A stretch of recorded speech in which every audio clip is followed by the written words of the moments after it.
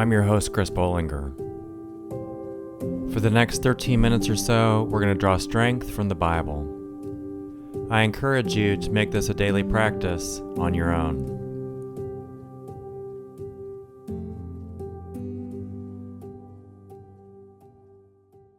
Our topic for today is faith. The Bible passage for this episode is Hebrews 12, 1-3. I'll read it from the NASB, the New American Standard Bible. Therefore, since we also have such a great cloud of witnesses surrounding us, let's rid ourselves of every obstacle and the sin which so easily entangles us, and let's run with endurance the race that is set before us, looking only at Jesus, the originator and perfecter of the faith, who for the joy set before him endured the cross, despising the shame, and has sat down at the right hand of the throne of God. For consider him who has endured such hostility by sinners against himself, so that you will not grow weary and lose heart. The spoon in the image for this podcast episode and this topic in the book, 52 Weeks of Strength for Men, comes from a scene in the film The Matrix. The main character, Neo, is living in the real world. His previous existence was as part of the Matrix, a neural interactive simulation developed by machines. By keeping people's brains connected to this dream world, the machines are able to siphon power off the people's unused bodies. The rebels who freed Neo have found a way to plug people back into the Matrix, but enable them to be extracted when they wish. Those rebels take Neo with them into the Matrix so that Neo can visit a woman called the Oracle. As Neo waits to see her, he observes a bald child bending spoons with his mind.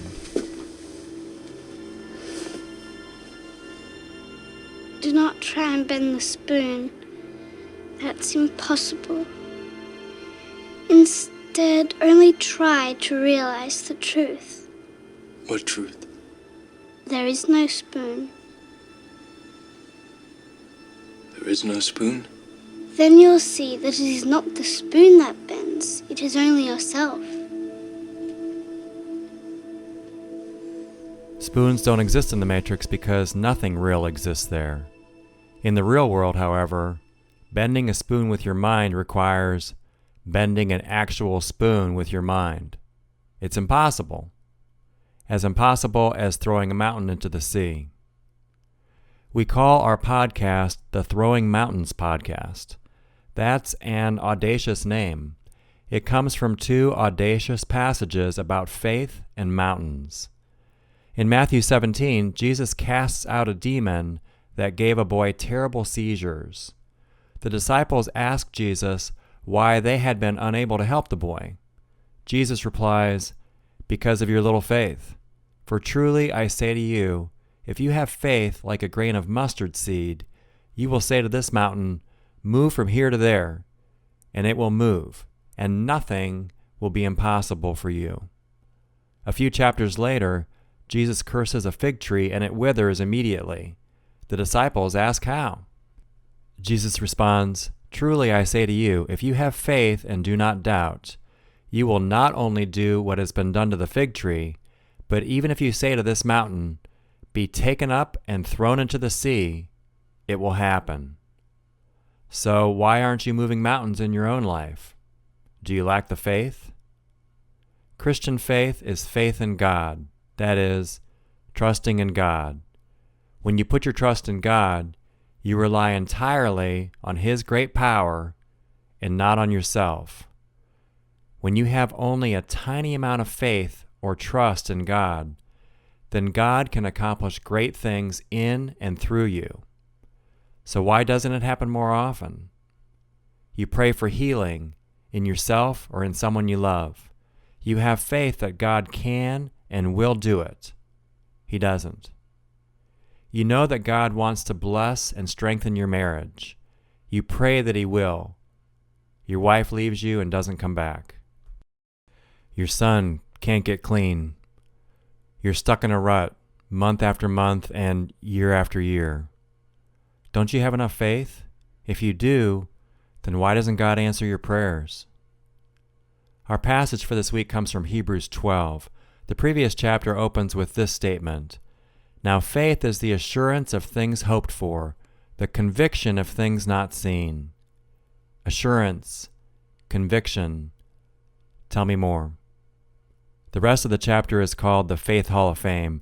It's a list of faith giants: Noah, Abraham, Moses, Gideon, David. They conquered kingdoms, enforced justice, obtained promises, stopped the mouths of lions, quenched the power of fire, escaped the edge of the sword, were made strong out of weakness, became mighty in war, put foreign armies to flight. But read on. Some were tortured, refusing to accept release, so that they might rise again to a better life. Others suffered mocking and flogging, and even chains and imprisonment. They were stoned. They were sawn in two. They were killed with the sword. They went about in skins of sheep and goats, destitute, afflicted, mistreated, wandering about in deserts and mountains, and in dens and caves of the earth. In the middle of that last sentence, there's this addition: of whom the world was not worthy. They were destitute, afflicted, mistreated, killed. This world was not worthy of them. Faith is indeed the assurance of the things in which we hope, but we hope for more than is available in this world. God has something better for us. Let me read two of my favorite quotes. "For I am already being poured out as a drink offering, and the time of my departure is come. I have fought the good fight, I have finished the race, I have kept the faith. Henceforth there is laid up for me the crown of righteousness, which the Lord, the righteous judge, will award to me on that day, and not only to me, but also to all who have loved his appearing." Preach the gospel at all times. If necessary, use words. The first is from 2 Timothy 4, 6-8, written by the Apostle Paul just before he was executed. The second is attributed to St. Francis of Assisi. When I hear both, I think of the faith of my mom and my dad. My mom died at the beginning of March of 2020. God took her quickly at the end. The main reason, I think, was so that the church could be packed for her memorial service.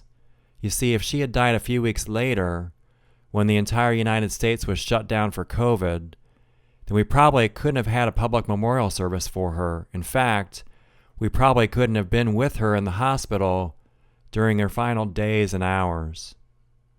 She went into the hospital on a Sunday afternoon. By Tuesday evening, she no longer could speak or communicate much at all. My dad said goodbye to her then and went to one of my sister's homes for the night. He didn't want to be in the hospital to watch his wife of 62 years die. It was too painful for him.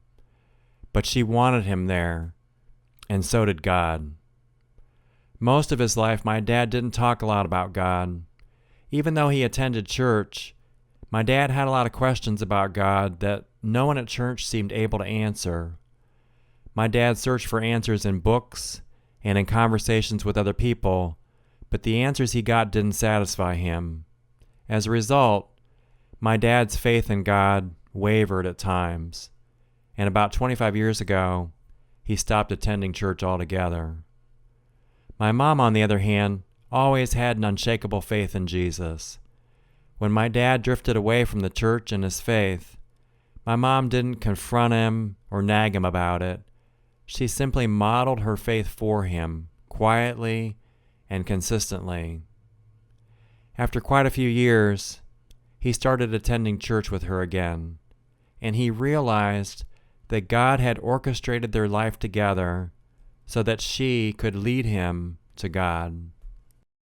And he started to tell other people about it. My dad was a strong introvert. He was very uncomfortable expressing his emotions in front of other people. For decades, he rarely said much of anything about how he felt about my mom. But almost out of nowhere, my dad became the vocal leader of my mom's fan club.